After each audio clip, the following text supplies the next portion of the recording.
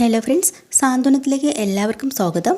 അങ്ങനെ കൃഷ്ണമംഗലത്തും ദേവമംഗലത്തും ആകെ ഒരു പ്രശ്നമെല്ലാം കഴിഞ്ഞ് രണ്ടുപേരും പിരിഞ്ഞു പോകുന്ന സമയത്ത് കൃഷ്ണമംഗലത്ത് ചെന്ന് കയറിയ ഉടനെ തന്നെ നമ്മളെ ആലോകനെ പിടിച്ചു നിർത്തി അനന്തൻ ഒരൊറ്റ അടിയങ്ങോട്ട് വെച്ചു കൊടുക്കാട്ടോ. ഇതെന്ത് പരിപാടിയാടാ നീ കാണിച്ചതെന്നും പറഞ്ഞുകൊണ്ട് ഒരടിയെ കൊടുത്തുള്ളൂ. രണ്ടാമതൊരടി കൊടുക്കാനായിട്ട് കൈ വാങ്ങുമ്പോൾ അച്യുതൻ കയറി പിടിക്കുകയാണ് കേട്ടോ. ഏട്ടാ വേണ്ട, അവനെ തല്ലണ്ട. അത് കാണുമ്പോൾ തന്നെ അനന്തനൊന്ന് അന്തം വിട്ടു പോവാണ്. സ്വന്തം മകനെ പോലെ ഒന്ന് ശാസിക്കാൻ നോക്കിയപ്പോൾ അച്യുതൻ കയറി തടഞ്ഞു. അതെന്തായാലും അനന്തൻ്റെ മനസ്സിൽ വല്ലാത്തൊരു വേദന ഉണ്ടാക്കിയിട്ടോ. അപ്പോൾ അച്യുതൻ പറയാം, ആ പോട്ടെ, സോറി ഏട്ടാ, ഞാൻ വേറൊന്നും കൊണ്ടല്ല, എന്നെ ഏട്ടൻ എത്ര വേണമെങ്കിലും തല്ലാം, പക്ഷേ അവൻ്റെ ദേഹത്ത് കൈവയ്ക്കാൻ ഞാൻ സമ്മതിക്കില്ല. അവൻ എൻ്റെ മോനല്ലേ എത്രയൊക്കെ ആയാലും. പിന്നെ അവൾ നിൻ്റെ മോൻ ചെയ്തതൊക്കെ ശരിയാണല്ലേ എന്നിങ്ങനെ അനന്തൻ ചോദിക്കണം. അവൾ പക തീർക്കാനാണ് ഇങ്ങോട്ട് വന്നതെന്നുള്ളത് ഇപ്പം മനസ്സിലായല്ലോ അല്ലേ.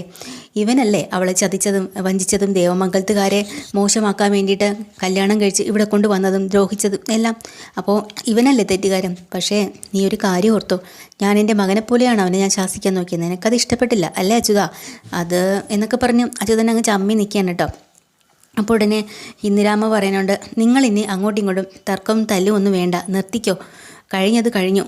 എന്തായാലും ഇത്രയൊന്നും ചെയ്തതൊന്നും ശരിയായില്ലെന്ന് പറഞ്ഞ് അമ്മയും നല്ലപോലെ എല്ലാവരെയും വഴക്ക് പറയുന്നുണ്ട് കേട്ടോ. പക്ഷേ ധർമ്മനും വന്ന് പറയാണ്, അവിടെ അങ്ങനെ അനുമോള് വളരെ മോശമായിട്ടുള്ളൊരു കുട്ടിയൊന്നുമല്ല, നല്ല കുട്ടി തന്നെയാണ്.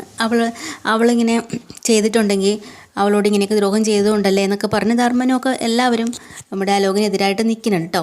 അപ്പം ഈ സമയത്ത് നമ്മുടെ ഗോമതിയല്ല, നമ്മുടെ സുകന്യയാണെങ്കിൽ പറഞ്ഞു കൊടുക്കുന്നുണ്ട്, അച്യുതനോടും രാജശ്രീയോടെ കയറ്റി കൊടുക്കുകയാണ്. പക്ഷേ ഇതിനെല്ലാം എന്തൊക്കെ ചെന്നായാലും സ്വന്തം മോനല്ലേ, അവളിങ്ങനെയൊക്കെ ചെയ്യാമോ, ആനുമോൾ ചെയ്തത് ശരിയായില്ല എന്നുള്ള വാദത്തിലാട്ടോ. പക്ഷേ അച്യുതൻ പറഞ്ഞു കൊടുക്കുകയാണ്, ഏട്ടാ ഇതിനെല്ലാത്തിനും പരിഹാരമായിട്ട് ഒരൊറ്റ വഴിയേ ഉള്ളൂ. ഞാൻ നിന്നോട് പറഞ്ഞിട്ടുണ്ട്, ദേവമംഗലത്ത് കാലത്ത് ആവശ്യമില്ലാത്ത പ്രശ്നത്തിന് പോവില്ലെന്ന് അനന്തം പറയാം. ഞങ്ങൾ എന്ത് ചെയ്യാനാ, ആര്യം തന്നെയല്ലേ ഏത് നേരവും ഇങ്ങോട്ട് വന്ന് വഴക്കുണ്ടാക്കിക്കൊണ്ട് നിൽക്കുന്നത്.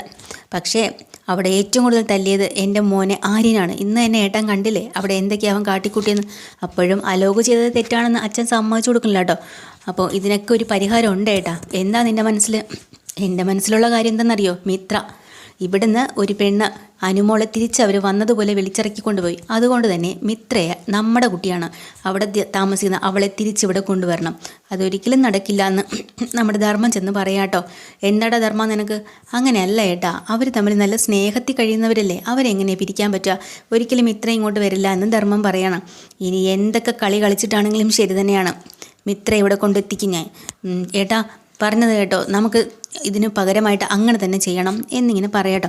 അപ്പോൾ തന്നെ അനന്തം പറയാം, നോക്കട്ടെ, അതൊക്കെ ആലോചിച്ചും കണ്ടും പിന്നീട് നമുക്ക് തീരുമാനിച്ചാൽ മതിയല്ലോ എന്നും പറഞ്ഞുകൊണ്ട് അനന്തന് തീരെ ഇഷ്ടമായില്ല കേട്ടോ. മാറിപ്പോവാണ് അനന്തൻ അവിടുന്ന്. പക്ഷേ നമ്മുടെ രാജശ്രീയും അച്യുതനും അലോകും കൂടെ പ്ലാൻ ചെയ്യുന്നുണ്ട്. വെല്ലിച്ചന് അങ്ങനെയൊക്കെ പറഞ്ഞിട്ടുണ്ടെങ്കിലും നീ അത് കാര്യമാക്കണ്ട. നമ്മുടെ പ്ലാൻ എന്താ? ദേവമംഗലത്തുകാരെ തകർക്കുക, അതിൽ നിന്നൊരു മാറ്റവും വേണ്ട. ആരിനുള്ള പണി നമുക്ക് കൊടുത്തുകൊണ്ടിരിക്കണം.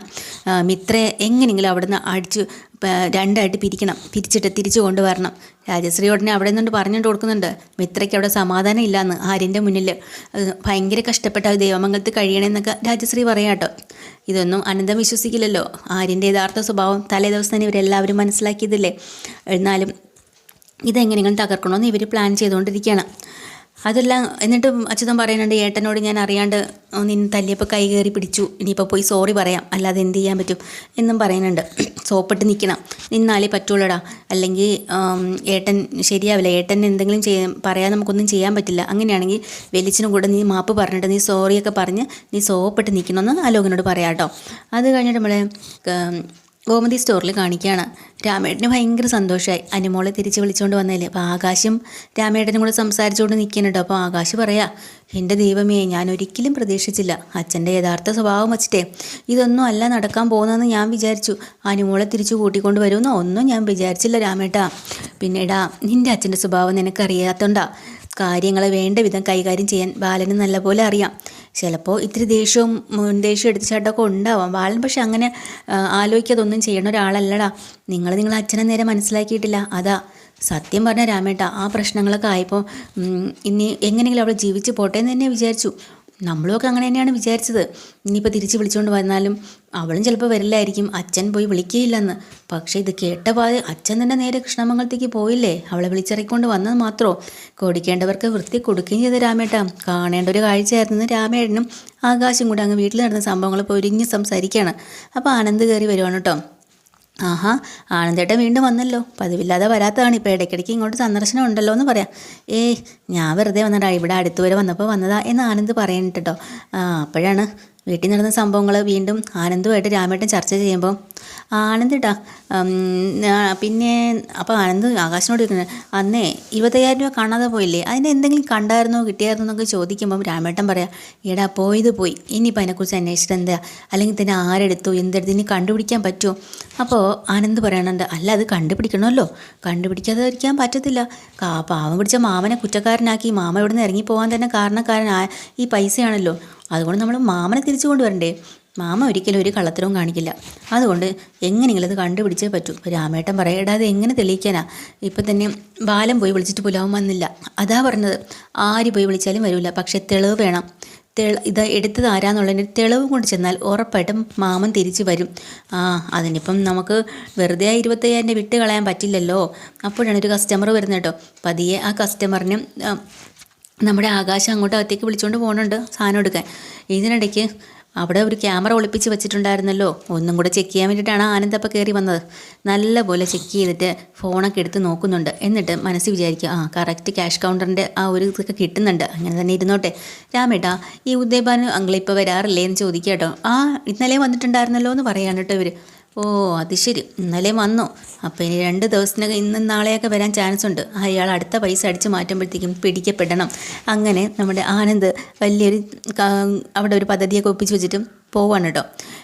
നമ്മുടെ ഉദയഭാനു ആണെങ്കിലേ ഇപ്പം 10,25,000 2,000 ഒക്കെ ഇടയ്ക്കിടെ കിട്ടുന്നുണ്ട്. അതെല്ലാം കൊണ്ടുപോയി ഇപ്പം ചിക്കനും മട്ടനും ഒക്കെ വാങ്ങിച്ച് നല്ല വിഭവസമൃദ്ധമായിട്ടാണ് വീട്ടിൽ ഭക്ഷണമൊക്കെ കഴിക്കുന്നത്. അപ്പം തന്നെ അതിൻ്റെ സന്തോഷത്തിന് കഴിച്ചുകൊണ്ടിരിക്കുന്ന സമയത്ത് ഭാര്യ വന്ന് പറയാൻ കേട്ടോ, ശ്രീകല, അതേ ഉദയേട്ടാ, നിങ്ങൾക്ക് ഇവിടുന്ന് ഈ കാശൊക്കെ ഇത്രയ്ക്ക് കിട്ടുന്നത്, ഇപ്പോൾ നല്ല ലാവിഷായിട്ടാണല്ലോ നമ്മൾ ജീവിക്കുന്നത്. എടി അതൊക്കെ ഒരു ദൈവത്തിൻ്റെ ഒരു കളിയാണ്, ഇതൊക്കെ ഞാൻ എങ്ങനെയെങ്കിലും ഒപ്പിച്ചുകൊണ്ട് വരും. എനിക്കറിയാം, നിങ്ങൾ നേരാവണ്ണം എന്തായാലും ഒപ്പിച്ചുകൊണ്ട് വരില്ല. തരികിട പണി കാണിച്ചിട്ടാണെങ്കിലും ഇപ്പം നല്ല വാക്കി രുചിയായിട്ട് ഭക്ഷണം കഴിക്കാൻ പറ്റുന്നുണ്ടല്ലോ എന്ന് പറയാം കേട്ടോ.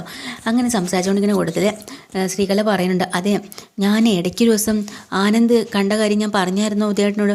ദൈവമേ, ഞങ്ങൾ സാധനം വാങ്ങി വരുന്ന വഴിക്ക് അവൻ്റെ വായി ചെന്ന് പെട്ടുപോയിട്ടോ. അപ്പോഴാണ് അവൻ ദേവിയെ കൊണ്ട് വിടുന്ന കാര്യവും അതും ഇതൊക്കെ. ഇപ്പോൾ കുറച്ച് ദിവസമായിട്ട് അനക്കയില്ലല്ലോ. ഇപ്പം അതിനെക്കുറിച്ച് അവൻ വിളിക്കുന്നുമില്ല, മിണ്ടുന്നുമില്ല. എന്തായാലും അവൻ അന്ന് എന്നോടൊരു കാര്യം പറഞ്ഞു. എന്താടി? വേറൊന്നുമല്ല, പിന്നെ ഉദയേട്ടനോട് പറയണം, ഇടയ്ക്കിടയ്ക്ക് ഗോമതി സ്റ്റോറിലൊക്കെ പോകണം, ഒന്ന് അന്വേഷിക്കണം. കാരണം അവിടെ ഇപ്പം തന്നെ ഇങ്ങനെയൊക്കെ പ്രശ്നങ്ങളുണ്ടായതുകൊണ്ടേ ഇപ്പോൾ ഒന്ന് പോയി അന്വേഷിക്കണമെന്നൊക്കെ പറയാം. അങ്ങനെ പറഞ്ഞു അവൻ. അത് ശരി, അങ്ങനെയാണെങ്കിൽ ഞാൻ 2 ദിവസത്തിനകം വീണ്ടും ഞാൻ പോവും, കൈ നിറയെ കാശുമായിട്ട് ഞാൻ വരും എന്നും പറഞ്ഞുകൊണ്ട് ഉദയഭാനു സന്തോഷിച്ചെന്നെ ഇരിക്കണം. എന്നിട്ട് പോരാഞ്ഞിട്ട് ഇനിയിപ്പോൾ നമ്മുടെ ദേവിയുടെ അനിയത്തിക്ക് കല്യാണമൊക്കെ ആയി വരുന്നു എന്ന് പറഞ്ഞിരുന്നല്ലോ ശ്രീകല. അപ്പോൾ അതിന് വേണ്ടി എന്തെങ്കിലുമൊക്കെ ചെയ്യണം, കരുതണം, കുറച്ച് കാശുകൾ ഇതുപോലെ അടിച്ചു മാറ്റിക്കൊണ്ട് വെച്ചാലല്ലേ പറ്റുള്ളൂ. ഇതൊക്കെ അവരവിടെ ഇരുന്ന് പ്ലാൻ ചെയ്യുവാണ് കേട്ടോ. അത് കഴിഞ്ഞിട്ട് നമ്മുടെ മിത്രയും മീനാക്ഷിയും കൂടെ അനുമോളോട് അവിടെ നടന്ന സംഭവങ്ങൾ, ഇവിടെ അനുമോൾ കല്യാണം കഴിഞ്ഞ് പോയി അന്ന് മുതലുള്ള കാര്യങ്ങളൊക്കെ ചോദിക്കുക. അപ്പോൾ അനുമോൾ പറയുന്നുണ്ട്, ഫസ്റ്റ് നൈറ്റിൽ തന്നെ ഞാൻ അവനെ ഇടിച്ചു, നല്ല കൊടുത്തിട്ടുണ്ട്, മൂക്കിനിടിച്ചു, പിന്നെ ലക്ഷക്കണക്കിന് രൂപ ചിലവാക്കി ഞാൻ ഡ്രസ്സുകൾ വാങ്ങിപ്പിച്ചു അവനെ കൊണ്ട്. അവിടെ നടന്ന സംഭവങ്ങൾ വിവരിക്കുക കേട്ടോ. പക്ഷേ മീനാക്ഷിക്കും മിത്രയ്ക്കും അങ്ങോട്ട് വിശ്വസിക്കാനേ പറ്റുന്നില്ല. എടി നീ കള്ളം പറയാം. അപ്പോൾ മിത്ര പറയാനുണ്ട്, ആലോകിൻ്റെ ഒരു കൈക്കില്ല, നീ അവനൊരു അടി അടിച്ചാൽ നിനക്ക് താങ്ങാൻ പറ്റുമോ? അവനെയാണോടി നീ അടിക്കുകയൊക്കെ ചെയ്തിരിക്കുന്നത്? ഇതാ ഞാൻ പറഞ്ഞത്, നിങ്ങളാരും വിശ്വസിക്കില്ല എന്ന്. ഇതെങ്ങനെ വിശ്വസിക്കാൻ പറ്റും? നീ ഇങ്ങനെയൊക്കെ വിശ്വസിച്ചേ പറ്റത്തുള്ളൂ. പറ, എന്നാൽ പിന്നെ ബാക്കി കാര്യം കൂടെ പറ. ഇങ്ങനെ കഥകൾ പറയാൻ വേണ്ടി ഇരിക്കുമ്പോൾ അനുമോള് പറയാം, നീ രാത്രി പറഞ്ഞാൽ പോരെ, വേണ്ട, ഞങ്ങൾക്ക് ഇപ്പം തന്നെ കേൾക്കണം. അങ്ങനെ അവിടെ നടന്ന സംഭവങ്ങൾ വിശദീകരിക്കുന്ന സമയത്ത് അമ്പലത്തിൽ പോയി പായസം എല്ലാം കഴിപ്പിച്ചിട്ട് സന്തോഷത്തോടു കൂടി ഗോമതി വരാണ് കേട്ടോ. അപ്പം ഗോമതി ആ പായസമൊക്കെ എല്ലാവർക്കും എടുത്തു കൊടുക്കുന്നുണ്ട്. എന്നിട്ട് അനുമോളോട് പറയണം, മോളെ ഈ സന്തോഷത്തിലാണ് നീ തിരിച്ചു വന്ന സന്തോഷത്തിൽ ഞാൻ ഭഗവാന് പായസം കഴിപ്പിച്ചതാണ് നീ ഇത് കഴിക്കുന്നത്. എന്നിട്ട് തലയിലൊക്കെ തടവിയിട്ട് പറയുന്നുണ്ട്, ഞാൻ ഒരുപാട് മോളെ സംശയിച്ചു, നീ ഞങ്ങൾക്ക് ഞങ്ങൾക്ക് വേണ്ടിയിട്ട് ഇത്രയും ത്യാഗം ചെയ്തല്ലോ മോളെ. പോട്ടെ, ഞാൻ ഒന്നും അറിയാണ്ടാണ് എൻ്റെ മോളുടെ ദേഹത്തെല്ലാം വെള്ളം കോരി ഒഴിച്ചത്. മോൾ അതിനോട് ക്ഷമിക്കണം എന്നൊക്കെ പറയുമ്പോൾ മിത്ര മാറിയെന്ന് പറയാം.